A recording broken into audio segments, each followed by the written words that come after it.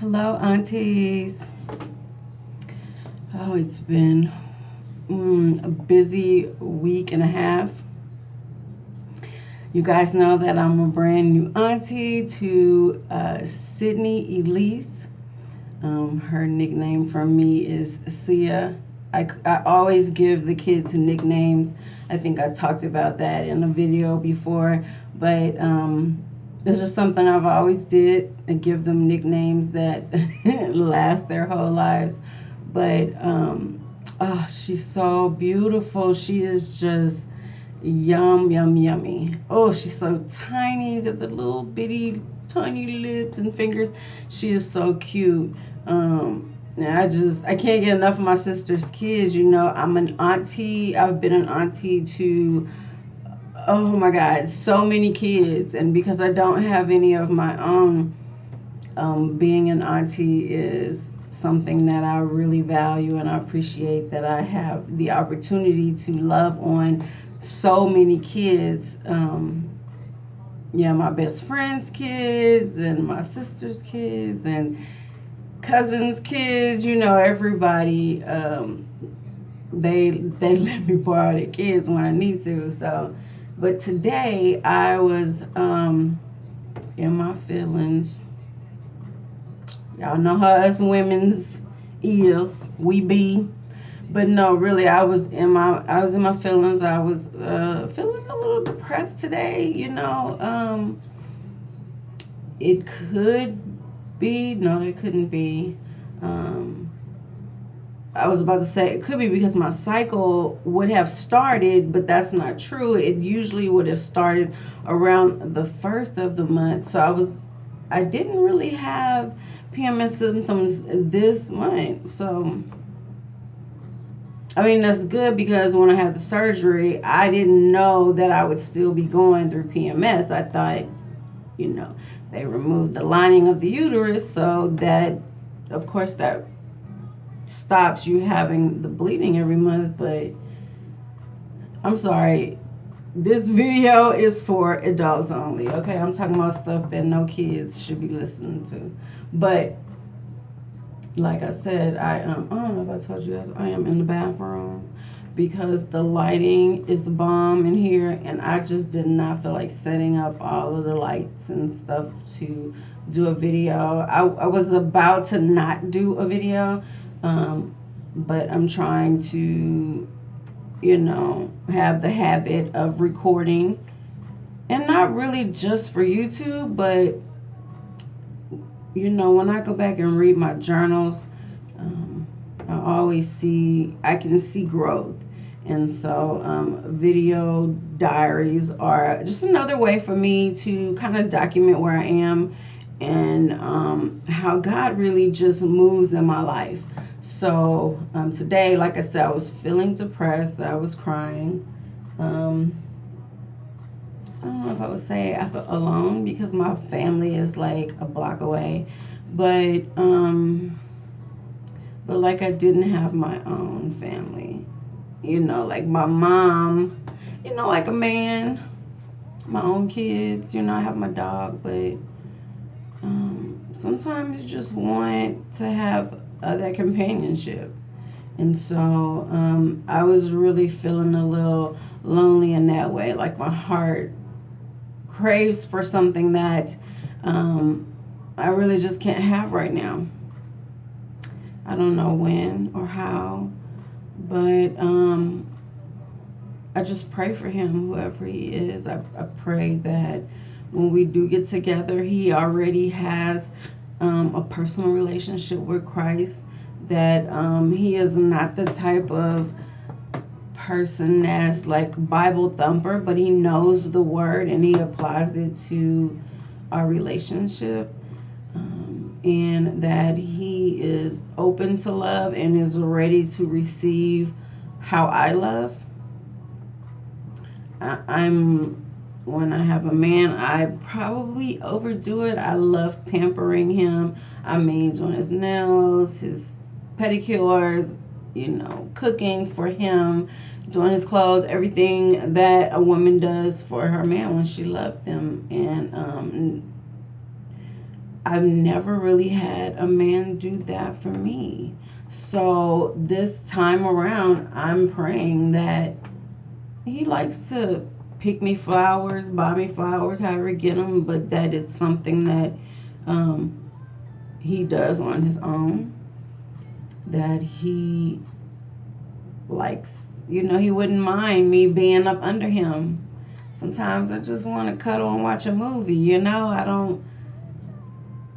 I don't want to just, you gotta, hit it and then you gotta go. I want some time. I'm a quality time kind of person. So, in conversations, talking about everything from what's going on in the world to sharing our lives, things that we've been through. And so I've been craving that so much. But because I've been in so many relationships over my lifetime, I'll be 43 this year. I'm 43. So I don't want to be 50 and don't have a companion. The whole children thing, I've had to let that go after 4 miscarriages. That was hard for me when I made the decision to have the surgery, but some shit you just got to make a decision about. You just got to say, I'm going to do it and trust God, okay?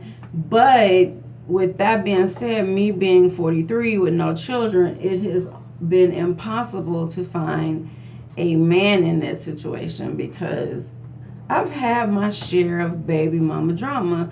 I mean, we went from they didn't like who I was to me being the person in the middle that, opened up the line of communication between the two and really just brought the kids to a place where, it was a calm thing and that they can go with their father without it being an issue. I've done that in several relationships. And you start to, you love those kids. And so when the relationship is over, you lose the kids too. And that has been so hard for me. The one relationship with, I don't even think I should say their names, but he had 2 girls. The youngest was a baby when we started dating. She had Down syndrome.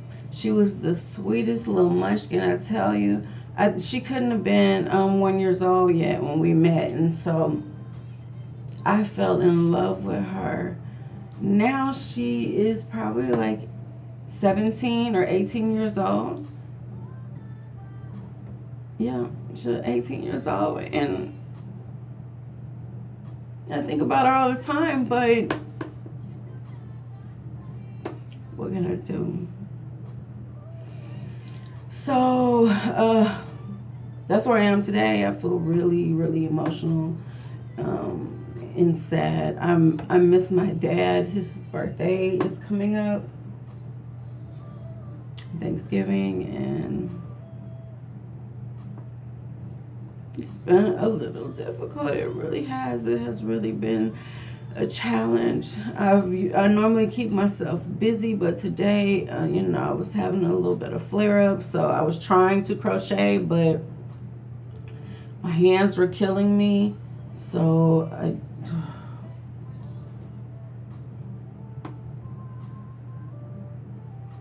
don't know.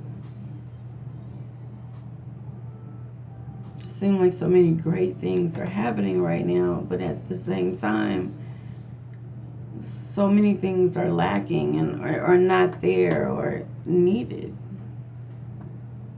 I don't know if I can handle the pain that my mom is probably feeling, but on that day, on Thanksgiving, is something that our family cherished. It's something that we did together. My dad was always the head of the house. He did stuff like, cut the turkey perfect. He cooked it, and his birthday is the 26th. So it either falls on Thanksgiving some years or it's a couple days after. And so my heart hurts for my mom. 42 years, they loved each other.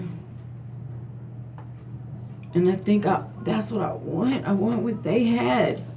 But then I'm like, the loss of that it could be very devastating. So I'm just in a place where I really don't know what to do with my emotions right now.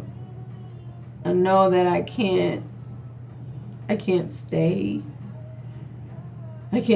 there because it is, I've suffered with depression over my life.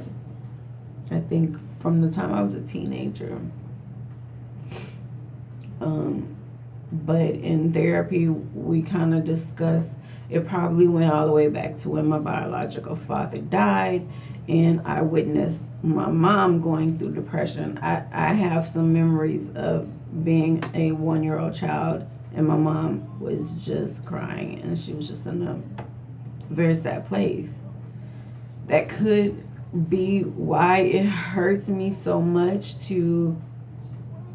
that she has to go through this again.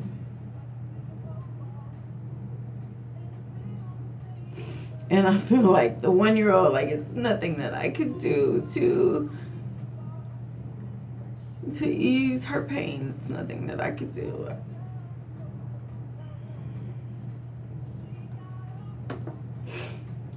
I don't want to stay here in my emotions because I don't deal with depression well. And if you have suffered from it, you know that it begins to consume you, and then you're so deep in sadness that nothing is good. Everything is just, you just can't deal with it, When I had the stroke, let's say the stroke was 2001, by 2003, my situation was getting so much worse. I was in the wheelchair. By 2004, it was bad. Like, I had been probably bed confined for about 6 months throughout that time. And I felt like my life was worthless. It was over. I had no value to my life. I needed people and was not in a position to give. I am such a giver that it depresses me when I cannot give. And when I was in that state, somebody had to change my bedding, change me, bathe me. Like, I couldn't give nothing. And that made me feel so sad. And I did attempt suicide. And when I woke up, I was pissed that I was still here. I was so mad at God. And that just became like, that was the beginning to a dark period in my life.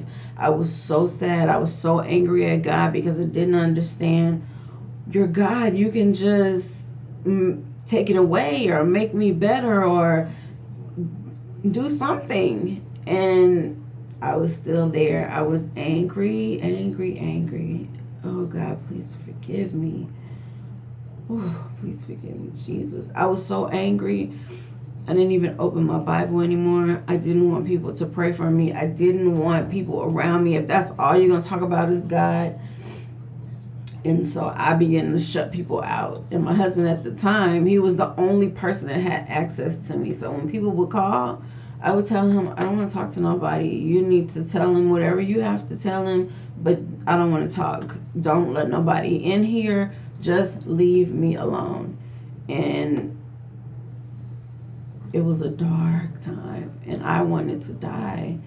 And, when I attempted suicide and woke up and was still here, I had to realize that I attempted suicide a second time. And this time when I woke up, I was still here. I had to realize that I did not have any control over life or death, that it was God's thing and he wanted me here for some reason, and I couldn't figure that out. But it began to unfold in a way where an older friend he was like 70 years old. He was a volunteer for Paw San Diego, which was an agency that helped disabled people with their animals. And so he dropped me off a bottle of Mona V, and he left it at my door. Because, I'm like, I don't want to see nobody. So he left it there, and he sent me a text and said, I left it at your door. Get it, put it in the refrigerator, and drink it cold. And once I started drinking this stuff, Mona V, if I could afford it now, I probably wouldn't be on any medications. I would be just drinking that. That's how much it helped me. And I began to have strength to walk. And so that next 30 days, as I was drinking the Mona V daily, I started to feel like mentally better because I was feeling strong. God was giving me strength. I was able to pull myself up on the counter. My legs were I was like less than 90 pounds. I was just skin and bones. So my legs had no muscle in them, and they would just wobble. And so I would try to pull myself up, and my legs would just wobble. I could not stand on my own. But I don't know. I was determined at this point that I was going to walk. I was, and I did, and I am. And so for me to be sad now, it's like, girl, get over it. But I crave for companionship. I really do. And that's just being honest with you guys. Y'all already know. I'm going to keep it realchurch.com up in here. That's what it is. That's what it is. So, sorry for taking up your time with my mess. But I feel better now that I talked about it. So, it's late. It's probably like almost 11 o'clock. I'm going to get my teddy bear and my dog and get in the bed, cuddle up. So I'll talk to you guys later. I love you guys, and thank you for all your support. If you are new, please click the subscribe button. Like this video if you like it. If you don't, that's cool. So, okay. Leave me a comment in the comment section. All right, you guys. I'm loving y'all. All right. I love it, y'all.